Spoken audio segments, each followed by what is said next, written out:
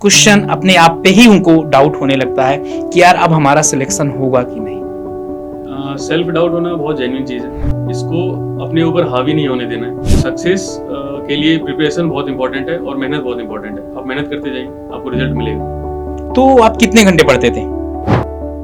Sir घंटे तो 8-10 हो ही जाते हैं। तो यहाँ पर बच्चों को आप एक चीज और भी गाइड करिए कि बच्चों को किस तरीके से पढ़ना चाहिए। आपकी तरफ से क्या थॉट्स हैं, क्या सजेशन है बच्चों के लिए? एग्ज़ाम का क्या डिमांड है वो इम्पॉर्टेंट है, वो समझना ज़रूरी है। तो जैसे एसएससी पर्टिकुलरली इसकी बात करें तो इसमें थियोरेटिकल सब्जेक्ट्स से ज़्यादा क्वेश्चंस आते हैं, स्ट्रेट फॉरवर्ड क्वेश्चंस होते हैं, वन लाइनर्स भी होते हैं। हेलो दोस्तों, नमस्कार, स्वागत है आप सभी का इंजीनियर्स अड्डा के ऑफिशियल प्लेटफॉर्म पर। आज ये पॉडकास्ट आप सभी लोगों के लिए बहुत खास होने वाला है क्योंकि हमारे साथ हैं विकास सिंह, जिन्होंने अपने सेकेंड अटेम्प्ट में ही एसएससी जेई में 172 रैंक ले आकर एमईएस में सिलेक्ट हुए। हम जानेंगे इस पॉडकास्ट में कि उनकी क्या जर्नी थी, क्या स्ट्रेटजी उन्होंने फॉलो किया, या उनका टाइम टेबल कितना था, सिलेक्शन के लिए कौन कौन से सब्जेक्ट इंपॉर्टेंट थे, उन्होंने टेक्निकल और नॉन टेक्निकल को किस तरीके से मैनेज किया, किस तरीके से हैंडल किया।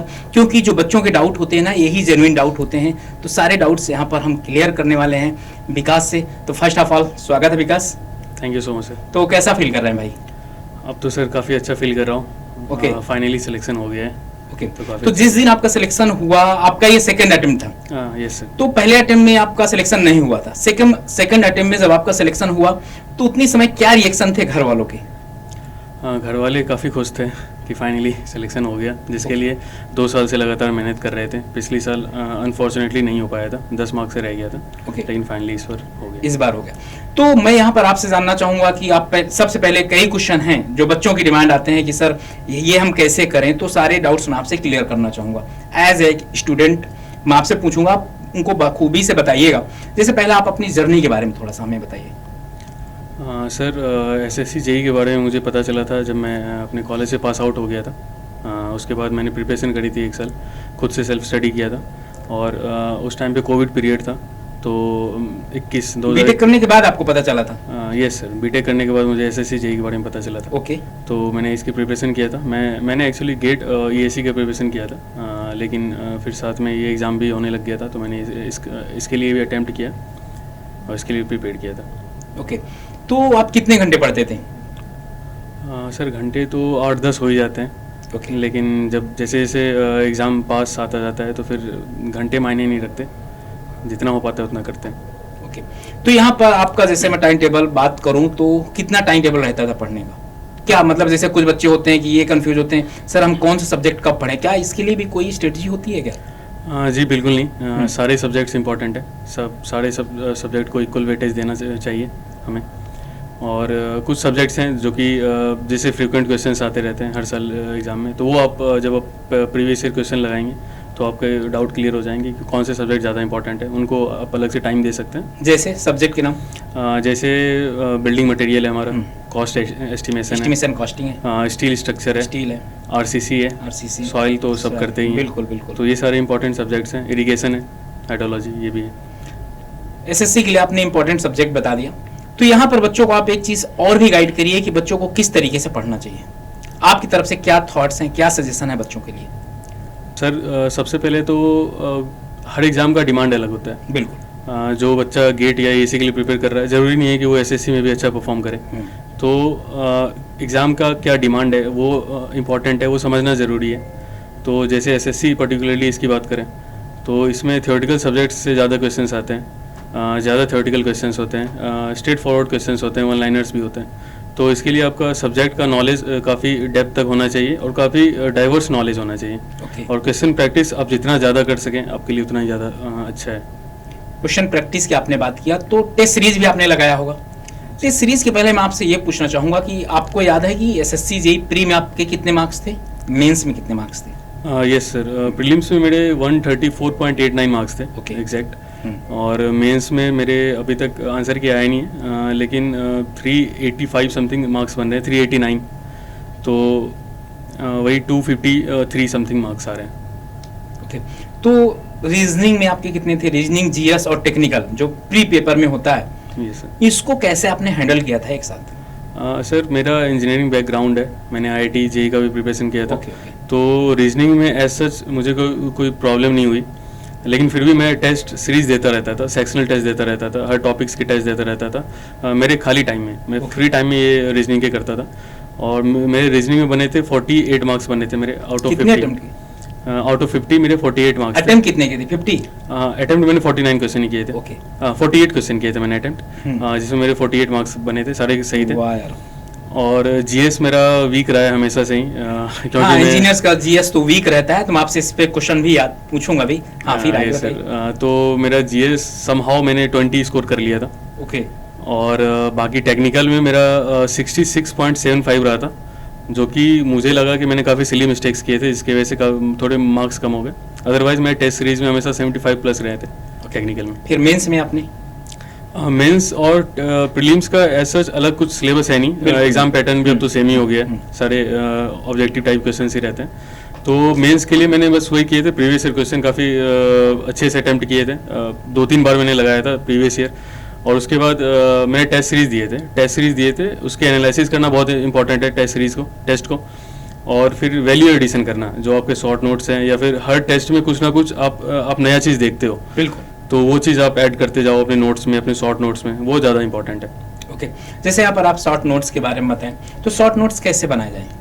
शॉर्ट नोट्स सर सबका तरीका अलग हो सकता है। जैसे मेरा था कि मैंने जब एक बार पूरा प्रीवियस ईयर क्वेश्चन लगा लिया था, उसके बाद मैंने सारे सब्जेक्ट्स के शॉर्ट नोट्स बनाए थे, लेकिन मैंने उसमें वैल्यू एडिशन काफ़ी किया था, जो कि टेस्ट सीरीज के थ्रू ही हो पाता है। तो वो मैंने हर टेस्ट के बाद करता गया, एट द एंड काफ़ी अच्छा मेरा शॉर्ट नोट्स बन गया था, जिसको पढ़ने के बाद मुझे नोट्स पढ़ने की ज़रूरत नहीं पड़ी कभी। ओके।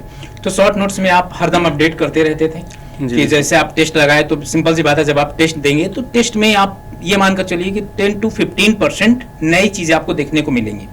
जब आप उसको ऐड करते जाएंगे अपने शॉर्ट नोट्स पे, तो उसकी वैल्यू दिन प्रतिदिन बढ़ती जाएगी। जब आप 40-50 टेस्ट लगा लेंगे तो आपका वो एक ग्रंथ जैसे हो जाएगा, और जब आप अपने शॉर्ट नोट्स पढ़ेंगे ना, तो एक एक पॉइंट क्लियर हो जाएगा। याद रखिएगा, शॉर्ट नोट्स एक बार नहीं पढ़ना, जितने बार टाइम मिले उतना पढ़ना चाहिए। रिवीजन कितना इंपॉर्टेंट रोल प्ले करता है? रिवीजन बहुत ज़्यादा इंपॉर्टेंट रहता है, किसी भी एग्ज़ाम के प्रिपरेशन के लिए रिवीजन सबसे ज़्यादा इंपॉर्टेंट है। रिवीजन करने का तरीका भी अलग हो सकता है। मेरा रिवीजन था, मैं टेस्ट के थ्रू रिवाइज करता था। ओके। टेस्ट देते थे, उसके बाद जो नए टॉपिक्स मिल गए, नए कुछ टर्म्स मिल गए, वो मैं वैल्यू एडिशन करता था उसका, और फिर वापस से उस सब्जेक्ट को रिवाइज करता था जो इंपॉर्टेंट लगता था। ओके। टॉपिक कॉन्सेप्ट कितना इंपॉर्टेंट रोल प्ले करता है? टेस्ट सीरीज करने के पहले करना चाहिए कि बाद में? जी बिल्कुल, कॉन्सेप्ट बहुत ही ज़्यादा रोल प्ले करता है किसी भी एग्जाम के प्रिपरेशन के लिए। तो टेस्ट सीरीज के थ्रू भी आप कर सकते हैं, कॉन्सेप्ट बिल्ड कर सकते हैं आप। अदरवाइज बेस्ट ये रहता है कि आप पहले सेल्फ स्टडी करें, अगर आप कहीं से कोचिंग कर रहे हैं तो वो कर लें आप, उसके नोट्स प्रिपेयर करें, और वहाँ पे आपकी जो कॉन्सेप्ट बिल्डिंग है वो इंपॉर्टेंट होती है, फिर आप टेस्ट सीरीज दें, तो वो भी अच्छा तरीका है। ओके। मीन्स में आपने कितने क्वेश्चन अटेम्प्ट किए थे, याद है? मेंस में मेरे अटेम्प्ट ज़्यादा थे, 97 के लगभग था मेरा अटेम्प्ट। सही कितने थे? सही 85 समथिंग सही हुआ है। ओके, तब भी काफ़ी अच्छी एक्यूरेसी है।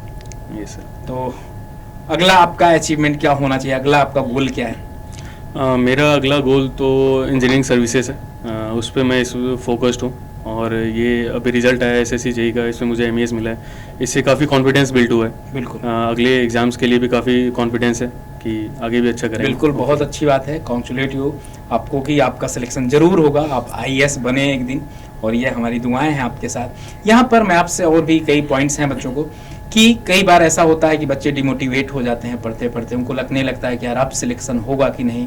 कई जगह पर क्वेश्चन अपने आप पे ही उनको डाउट होने लगता है कि यार अब हमारा सिलेक्शन होगा कि नहीं। उनके लिए आपकी तरफ से कुछ सजेशन है? सेल्फ डाउट होना बहुत जेन्युइन चीज़ है, प्रिपरेशन जर्नी में सेल्फ डाउट होना बहुत ही जेन्युइन चीज़ है, सबके साथ होता है, ये बहुत नॉर्मल है, इसको अपने ऊपर हावी नहीं होने देना है। सक्सेस के लिए प्रिपरेशन बहुत इंपॉर्टेंट है और मेहनत बहुत इंपॉर्टेंट है, आप मेहनत करते जाइए, आपको रिजल्ट मिलेगा। ओके। तो जब आप डिमोटिवेट होते थे तो कैसे उसको ओवरकम करते थे? ओवरकम सर अपने दोस्तों से बात करता था, घर वालों से बात करता था, वो काफ़ी सपोर्टिव थे, मेरे दोस्त काफ़ी सपोर्टिव थे, मेरे घर वाले, मेरे पेरेंट्स, मेरी दीदी है, काफ़ी सपोर्टिव है, उन्होंने काफ़ी हेल्प किया मेरे इन दिनों में जब मैं डिमोटिवेट रहता था। तो काफ़ी अच्छी चीज़ें आपने बच्चों को बताया, क्योंकि बहुत ऐसे बच्चे होते हैं, अच्छा काफ़ी ऐसे बच्चे हैं जो 2024 में ना यार फाइनल तक तो पहुँचे लेकिन उनका सिलेक्शन नहीं हो पाया। तो उनके लिए आपके तरफ से कुछ सजेशन की मतलब आप अब उनको छोड़ देना चाहिए एसएससी जेईई की तैयारी करना क्योंकि 2-4 बार नहीं हुआ, कि इस बार और एकदम फुल इफिशिएंसी के साथ मेहनत करके एक अच्छी रैंक लेकर आना चाहिए 2025 में? सर गिव अप करना कभी ऑप्शन नहीं हो सकता है। बिल्कुल गिव अप कभी करने का सोचना भी नहीं चाहिए किसी को। लास्ट ईयर मेरे साथ भी यही हुआ था, जब मेरा फाइनल मेरिट लिस्ट में नाम नहीं आया था, मेरे साथ भी सेम फीलिंग थी, सेम चीज़ मैं भी फील कर पा रहा था कि अब नहीं होगा, अब पता नहीं क्या करेंगे, अगला स्टेप क्या होना चाहिए। लेकिन आप अपनी मेहनत पे भरोसा रखिए, आप खुद पे भरोसा रखिए, अपने घर वालों से बात करिए, उनसे सपोर्ट लीजिए, वो आपको सपोर्ट करेंगे, और आप अपनी प्रिपरेशन जर्नी को कंटिन्यू रखिए। अभी इस साल नहीं हुआ, नेक्स्ट ईयर 100% होगा अगर आप ईमानदारी से मेहनत करेंगे तो। बिल्कुल। तो यहाँ पर आपसे मैं और भी, जैसे कि अभी आपका 2 साल हुआ, आपने बीटेक काफ़ी अच्छे जगह से किया, अगर मैं आपसे पूछूं तो बच्चों को तैयारी कब से स्टार्ट कर देना चाहिए? सर कॉलेज डेज से करते हैं तो वो बेहतर है। बिल्कुल। लेकिन मैं सजेस्ट करूंगा कि लास्ट ईयर जब कॉलेज का होता है तब आप फोकस कर सकते हैं। बिल्कुल 3rd ईयर से भी कर सकते हैं। 3rd ईयर से भी कर सकते हैं क्योंकि सब्जेक्ट तो सेम ही है सारे। बिल्कुल नियर अबाउट, जैसे बीएमसी हम 2nd ईयर में पढ़ लेते हैं, ठीक ना, और सॉइल हो गया, सर्वे, आरसीसी हो गया, स्टील, सारे सब्जेक्ट तो वहां से हैं। अगर हम तभी से इनको स्ट्रॉन्ग करते रहें और अपने नॉर्मल लाइफ में भी हम जीएस, करंट अफेयर, ये सब कुछ देखते रहें, रीजनिंग तो इंजीनियर्स के दिमाग में ही होती है। जी सर। तो हम तो मतलब जैसे ही बीटेक 4th ईयर हमारा क्रॉस होगा या डिप्लोमा में भी, तो बहुत आसानी तरीके से एक अच्छी रैंक हासिल किया जा सकता है। बिल्कुल सर, आप जितनी जल्दी हो सके प्रिपरेशन स्टार्ट करें, अगर नहीं कर पाए तो कोई बात नहीं। हाँ। आप अपने समय पे करिए, लेकिन पूरी ईमानदारी से करिए। ईमानदारी से करना है, क्योंकि आपके जो बीटेक के सब्जेक्ट है ना, वो सब कुछ सेम है, ऐसा कुछ नहीं, बस थोड़ा सा डेप्थ यहाँ पर ज्यादा हो जाता है। वहाँ पर कन्वेंशनल टाइप से पढ़ते हैं और यहाँ पर ऑब्जेक्टिव टाइप से आपको पढ़ना पड़ता है। तो यहाँ पर और बच्चों के लिए आपके तरफ से जो 2025 को टारगेट कर रहे हैं, आपके तरफ से क्या कुछ इन्फॉर्मेशन है बच्चों के लिए, क्या गाइडेंस आप देना चाहेंगे, किस तरीके से पढ़ाई करें कि 2025 उनका क्लियर हो जाए? ज़्यादा मटेरियल के पीछे नहीं भागना है, लिमिटेड सोर्स रखना है और प्रीवियस ईयर क्वेश्चन लगाना है। उससे आपको आइडिया लगेगा कि आप एग्ज़ाम का डिमांड क्या है, वो आप अच्छे से क्लियर होगा। आप प्रीवियस ईयर क्वेश्चन पे फोकस करें, 2, 3, 4 बार, जितना बार हो सकता है आप लगाएं। उसके बाद टेस्ट सीरीज दें। टेस्ट सीरीज़ का सबसे ज़्यादा फायदा तब होगा जब आप उसको एनालाइज करेंगे। एनालाइज करिए, उसके बाद वैल्यू एडिशन करिए अपने शॉर्ट नोट्स में, और इसको फॉलो करिए, आपका बिल्कुल होगा। बिल्कुल। और मैं एक दो पॉइंट और भी यहाँ ऐड करना चाहूँगा। देखिए, काफ़ी ऐसे बच्चे होते हैं, कुछ बच्चों के कॉन्सेप्ट तो बिल्कुल क्लियर होते हैं, तो उनको ठीक है, आप शॉर्ट नोट्स टेस्ट सीरीज में अटेम्प्ट कर सकते हैं। लेकिन बहुत ऐसे बच्चे होते हैं ना, जिनका कॉन्सेप्ट ही नहीं क्लियर होता, वो डायरेक्टली कूद जाते हैं टेस्ट सीरीज में या पीवाईक्यू में। वो 3 साल का पीवाईक्यू लगा लेते हैं, तो उनको लगता है कि हमारा सिलेक्शन हो जाएगा। लेकिन मैं एक चीज बता दूं, कॉन्सेप्ट पहले बहुत अच्छे तरीके से क्लियर करके करेंगे ना, तो पीवाईक्यू आपकी ने बात किया, तो पीवाईक्यू क्या एसएससी जेईई के पीवाईक्यू कि आईईएस के पीवाईक्यू? आप दोनों कर सकते हैं, लेकिन आप फॉलो करें एसएससी जेईई के। उससे आपका जो अब आने वाला पैटर्न है, आपका पैटर्न एग्जाम का क्लियर होगा और आप अच्छे से प्रेडिक्ट कर पाएंगे कि नेक्स्ट ईयर क्या क्वेश्चंस रह सकते हैं। बिल्कुल सही बात है। और जब आपके पास अगर टाइम है, चूंकि अभी एसएससी जेईई 2025 में आपको 7 से 8 महीने मिल रहे हैं, तो अभी आप आराम से पहले कॉन्सेप्ट क्लियर करके पीवाईक्यू कर लीजिए, फिर इसके बाद एमसीक्यू लगाइए, और पीवाईक्यू के साथ एसएससी जेईई का पीवाईक्यू के साथ मेरा ऐसा मानना है कि 1 लाइनर ईएससी के भी क्वेश्चन आप कर सकते हैं। बिल्कुल। उससे एक बेनिफिट ये होगा कि और भी जो भी बच्चे हैं ना, उनसे आप कहीं ना कहीं थोड़ा सा आगे निकल जाएंगे। तो ये रिजल्ट आने के बाद ये मैं बोलूं कि इस जर्नी में आपके घर वालों का कितना इंपॉर्टेंट रोल? घर वालों का रोल तो काफ़ी ऊपर है, जो कि हम बता नहीं सकते, लेकिन वो काफ़ी सपोर्टिव थे। कभी भी, जैसे लास्ट ईयर मेरा नहीं हुआ था, तब भी डाउन फील नहीं होने दिया उन्होंने कभी, और काफ़ी मोटिवेट करते रहे हुए कि अगले एग्ज़ाम में और अच्छे से फोकस होके और अच्छे से तैयारी करनी है, तो काफ़ी सपोर्टिव रहता। ओके। इस जर्नी में जब आप प्रिपरेशन कर रहे थे, तो इंजीनियर अड्डा आपकी किस तरीके से हेल्प किया? इंजीनियर अड्डा का मैंने टेस्ट सीरीज भी लिया था। मैंने कोचिंग भी ट्राई करी थी और गाइडेंस लिया था मैंने सर से, आपसे लिया था, आपकी पूरी टीम से ली थी, तो वो काफ़ी हेल्पफुल रहा था, जो कि एग्ज़ाम के स्ट्रेटजी में क्या क्वेश्चंस रह सकते हैं, तो इसमें काफ़ी हेल्पफुल रहा था। ओके। तो थैंक यू विकास भाई, आप आए और बच्चों को बहुत अच्छी अच्छी गाइडेंस और इन्फॉर्मेशन प्रोवाइड करवाएं। एक चीज़ सीख लीजिए आप लोग अपने लाइफ में, क्योंकि बहुत आप लोग, मुझे पता है आप लोग बहुत मेहनत करते हैं, लेकिन कहीं ना कहीं उसमें 2-4 पॉइंट आपको और भी ऐड करने होंगे। मैं बताऊं, इसीलिए मैं ये टॉपर स्टॉक आप लोगों के लिए डेली करता हूं एक न एक, कि आप लोगों तक वो मोटिवेशन पहुंच सके। जो आप गलतियां कर रहे हैं ना, वो गलतियां ना करें, क्योंकि मैं चाहता हूं कि इस बार 2025 में आपके पास जितने भी ह्यूज नंबर ऑफ वैकेंसी है ना, आप सब में आपका नाम हो, जितने भी लोग मेहनत करते हैं सब में आपका नाम हो, और मेहनत करते रहिए, आपका भी एक दिन सिलेक्शन होगा। और आपको पॉडकास्ट कैसा लगा कमेंट सेक्शन में ज़रूर बताइएगा। And thank you and love you all and thank you Vikas. Thank you so much sir.